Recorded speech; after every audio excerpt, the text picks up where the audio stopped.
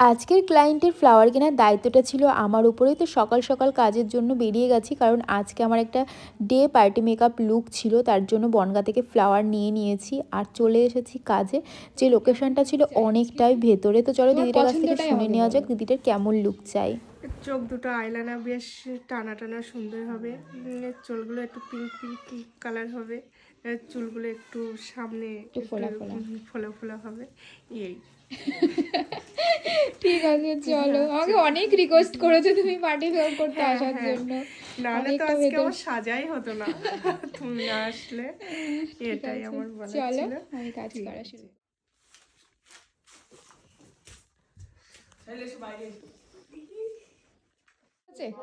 অবশ্যই হেভি হয়েছে, আমার খুব পছন্দ হয়েছে। Thank you.